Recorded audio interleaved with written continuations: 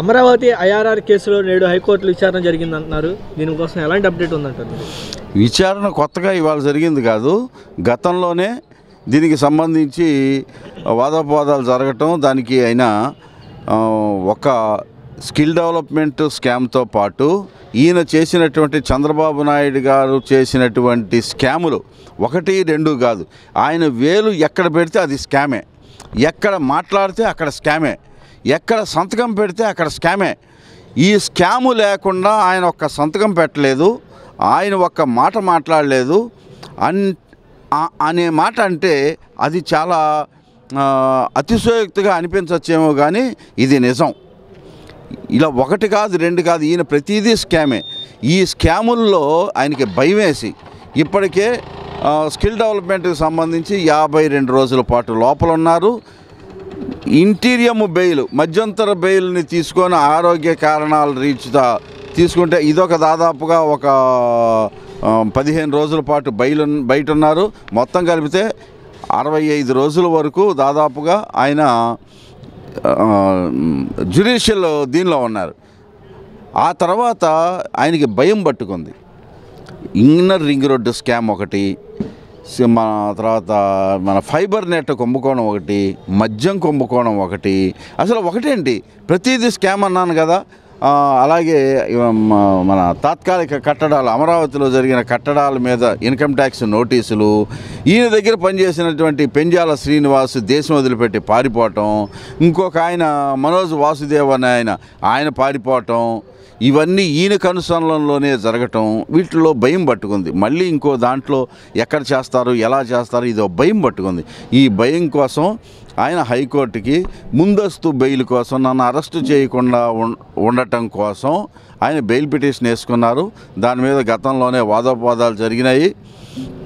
దానికి సంబంధించి ఇవాళ యాక్చువల్గా జడ్జిమెంట్ రావాల్సినటువంటి టైము, ఈ జడ్జిమెంట్ రావాల్సిన టైంలో ఇవాళ కూడా దాన్ని రిజర్వ్ ఫర్ ఆర్డర్స్ అని చెప్పి పోస్ట్పోన్ చేశారు. సో అది ఐ థింక్ నేను అనుకోవటం 27వ తారీఖు కానీ 28 కానీ దీని మీద జడ్జిమెంట్ ఇవ్వచ్చు అనేది మనకున్నటువంటి సమాచారం. అయితే ఈ ఇన్నర్ రింగ్ రోడ్డు స్కాము ఏమిటి, అసలు దీని పూర్వాపరాలు ఏంటి, దీనిలో అసలు ఈయనకున్నటువంటి ప్రమేయం ఏంటి అనేది కనుక ఒక్కసారి ఆలోచిస్తే జనాలందరికీ తెలిసిందే అయినా కూడా తెలుగుదేశం, పచ్చ మీడియా వీళ్ళందరూ కలిపి జనాల్ని ఏదో ఒక తప్పుదారి పట్టించాలి, జనాలకి ఏమీ తెలియని అర్థం కాని భాషలో మాట్లాడి జనాలకి ఏదో కావాలని జగన్మోహన్ రెడ్డి గారు చంద్రబాబు నాయుడు గారి మీద బురద జల్లడం కోసం, ఆయన్ని భ్రష్టు పట్టించడం కోసం ఈయన కావాలని చేస్తున్నాడు అని ఒక కలరింగ్ ఇస్తున్నారు. ఈ కలరింగు ఇది కోర్టుల్లో పనికిరాదు. జనాలకి చెప్పటం కోసం ఏమైనా తెలుస్తుందేమో కానీ కోర్టులకి పనికిరాదు. కోర్టుకు కావాల్సింది సాక్ష్యాలు, ఆధారాలే. దీని ప్రకారం జనాలకి ఎన్ని చెప్పుకున్నా ఎలా చెప్పుకున్నా కానీ ఇన్నర్ రింగ్ రోడ్డు స్కామ్ అనేది ఇది కొన్ని వేల కోట్ల రూపాయలని దోచేసిన స్కాము. వీళ్ళ ఆస్తులు ఏమైతే ఉన్నాయో అసలు అమరావతి రాజధాని అనేదే ఒక స్కామ్. నూజివీడు ఒకసారి అన్నారు, గన్నవరం ఒకసారి అన్నారు, ఇంకో చోట ఎక్కడో అన్నారు. ఇవన్నిటినీ పక్కన పెట్టేసి ఎవ్వరికీ చెప్పకుండా చంద్రబాబు నాయుడు అనుయాయులు, వాళ్ళ మంత్రులు ఎవరైతే ఉన్నారో వాళ్ళు మాత్రమే తెలుసుకునేలాగా ముందుగానే ఇన్సైడర్ ట్రేడింగ్ జరిపించి అక్కడ భూములు కొనిపించటం అనేదే ఒక స్కాము, ఒక దోపిడీ, ఒక దొంగతనం. మళ్ళీ దానిలో ఇన్నర్ రింగ్ రోడ్ అని చెప్పి ఒక రోడ్డుకి ఒక అలైన్మెంట్ ఇస్తే ఆ అలైన్మెంట్ని మార్చి అప్పటికే 600 కోట్ల రూపాయలు అలైన్మెంట్ కోసం డబ్బులు ఖర్చు పెట్టేశారు. అయిపోయిన తర్వాత వీళ్ళ స్థలాలు ఎక్కడైతే కొనుక్కున్నారో వీళ్ళ స్థలాలు ఇన్నర్ రింగ్ రోడ్డును ఆనుకొని రోడ్డు మీదకి వచ్చేలాగా అలైన్మెంట్ మార్చుకుంటూ తీసుకొచ్చారు. ఇది ఎంత దారుణం, దోపిడీ, దుర్మార్గం అని అంటే ఈ అందరికీ మీకు గతంలో చంద్రబాబు నాయుడు గారే విమర్శించింది ఏంటి, హైదరాబాద్ ఔటర్ రింగ్ రోడ్డు కట్టారు. ఆ ఔటర్ రింగ్ రోడ్లో ఎక్కడ పడితే అక్కడ ఊరికే ఇలా తిరిగిపోయింది, మెలికలు తిరిగిందని కేసులు ఈయనే వేయించాడు అక్కడ హైదరాబాద్లో. మరి అలాంటి మనిషి ఇక్కడ ఇన్నర్ రింగ్ రోడ్డు దగ్గరికి వచ్చేసరికి స్థలాలు ఇటు తిరిగి అటు తిరిగి వీళ్ళ స్థలాల ముందు నుంచే రోడ్డు వెళ్ళేలాగా వీళ్ళ స్థలాలను కలుపుకొని వెళ్ళేలాగా మంగళగిరి దగ్గర ఎక్కడో మొదలవ్వాల్సినటువంటి ఇది కంతేరు ఇక్కడి నుంచి దాదాపుగా 15 కిలోమీటర్ల దూరం వెళ్తుంది. అటు నుంచి అలా కలుపుకుంటూ ఇది తీసుకొచ్చి అలైన్మెంట్నే మార్చేశారు. అది వీళ్ళ కోసం మార్చినటువంటి అలైన్మెంట్. ఎన్ని వందల కోట్ల రూపాయలు దీని మీద ఖర్చు అయిపోయింది. మళ్ళీ దాని మీద ఇప్పుడు లోకేష్ బాబు ఏమంటాడంటే అసలు ఇన్నర్ రింగ్ రోడ్డే లేదు, కన్స్ట్రక్షనే లేదు, ఏమీ లేకుండా స్కామ్ అంటారేంటి, అసలు కట్టలేదు కదా అంటాడు. మరి ఇప్పటిదాకా దాని మీద ఇన్నర్ రింగ్ రోడ్డు అలైన్మెంట్ కోసం ఖర్చు పెట్టింది అంతా ఏంటి? ఆ తర్వాత మార్పు కోసం చేసినటువంటి ఖర్చు ఎంత? ఇదంతా ఎవడు భరిస్తాడు?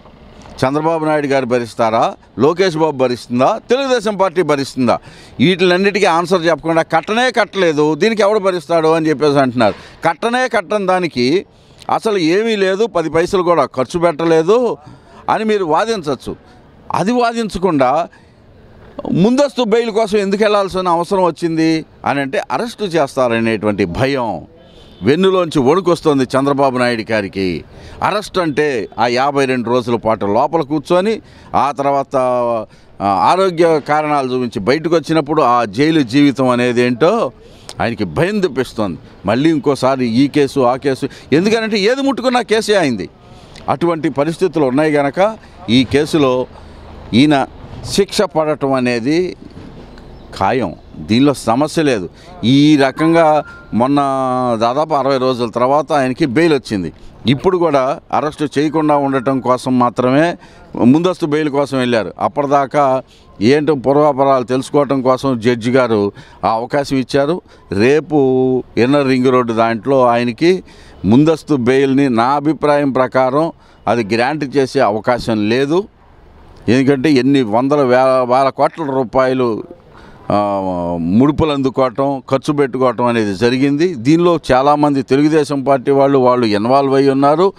కొన్ని వందల వేల మందివి ఇంకో చోట నుంచి వెళ్లాల్సినటువంటి రోడ్డు వీళ్ళ ఇంటి ముందు నుంచి నడుపుకుంటున్నారు అని అంటే ఆ భూములకి విలువ కోల్పోయేలా చేశారు. వీళ్ళ ఈ విలువని వీళ్ళ స్థలాలకు సంబంధించిన ల్యాండ్ విలువని పెంచుకునేలా చేయటం ఇది కూడా కుంభకోణమే. సో ఇదంతా చిన్న వేల మందిని ముంచేసిన స్కామ్ ఇది. అందుకని ఈయనకి దీంట్లో రిలీఫ్ దొరుకుతుంది అని అయితే నేను ఖచ్చితంగా అనుకోను. దీనిలో ఈయనకి ముందు అరెస్టుకి ఆ కేసు ఏమంటారు ఇంటీరియం మన యాంటిసిపేటరీ బెయిల్ ఇస్తారని నేను అనుకోవట్లేదు. దానికి రద్దు చేస్తారు. వాళ్ళు వేసిన పిటిషన్ని డిస్మిస్ చేస్తారు. పోలీసులు చట్టం దాని పని అది చేసుకుంటుంది. ఓకే సార్, గతంలో కూడా వాదనలు విన్నారు, వాదన తర్వాత లిఖితపూర్వకంగా ఇవ్వమన్నారని చెప్పి సేమ్ అంతే. ఇప్పుడు జనరల్గా ఏం చేస్తారంటే హైకోర్టులు లాంటి పెద్ద పెద్ద కోర్టులు, చిన్న కోర్టులు కూడా ఇక్కడ కూడా ఏదైనా కేసు జరుగుతున్నప్పుడు ఆర్గ్యుమెంట్ ఒకలా చెబుతారు. ఆర్గ్యుమెంట్ అవన్నీ జడ్జి గారు రాసుకొని వాళ్ళు ఏం ఆర్గ్యుమెంట్ చెప్పారో పాయింట్ టు పాయింట్ అన్నీ నోట్ చేసుకోవాలి.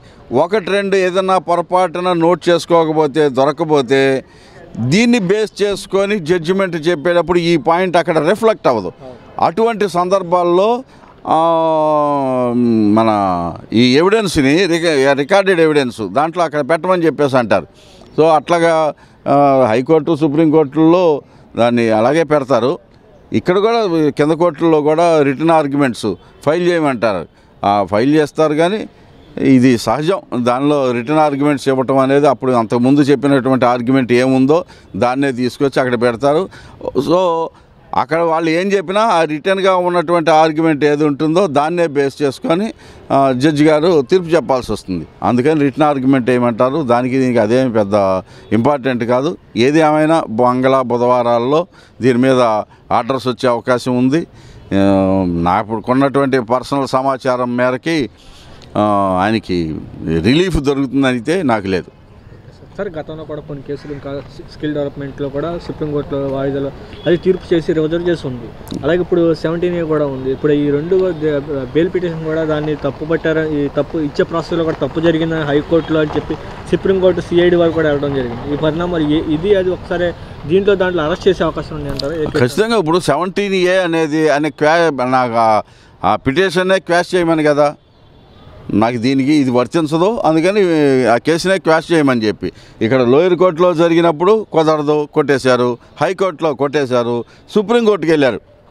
సుప్రీంకోర్టులో కూడా దాన్ని డిస్మిస్ మరి ఏది కేసుని క్వాష్ చేయమని చెప్పి చేసే అవకాశం అయితే ఎట్టి పరిస్థితుల్లో కేసుని 101% క్వాష్ చేయరు. చేస్తే దీన్నే ఆధారం చేసుకొని భవిష్యత్తులో ఏ ఒక్కళ్ళు కేసు ఇలాంటి అవినీతికి ఆరోపణలకు సంబంధించి కేసు వచ్చినా గతంలో చంద్రబాబు నాయుడు గారికి ఈ రకమైనటువంటి తీర్పు ఇచ్చారు గనక అని దాన్ని చూపించి అది ప్రెసిడెంట్ అయ్యే అవకాశం ఉంది కనుక దాన్ని చూపించి తప్పించుకునే అవకాశాలు ఉంటాయి కనుక దీన్ని క్వాష్ చేయటం అనేది ఇంపాసిబుల్. జరగదు. ఎప్పుడు వచ్చే అవకాశం ఉంది? అది కూడా ఐ థింక్ జనవరిలో 17, 18 తారీఖు మన సంక్రాంతి హాలిడేస్ కూడా అయిపోతాయి. అయితే జనవరి 17, 18 సుమారు 20 లోపల 16, 17, 20 మధ్యలో వచ్చే అవకాశం ఉంది. అది ల్యాండ్ మార్క్ జడ్జిమెంటే, దానిలో సమస్య లేదు. ఇంత టైం తీసుకుంటోంది సుప్రీంకోర్టు అని అంటే దాని మీద మళ్ళీ తప్పు ఎవడన్నా చేయాలన్నా కూడా దీనిలో వెన్నులోంచి వణుకు పుట్టాలి. ఆ రకమైనటువంటి ఇది వాళ్ళు తయారు చేస్తారు, ఆ ల్యాండ్ మార్క్ జడ్జిమెంటే ఇస్తారు అని నేను నమ్ముతున్నాను. Okay sir.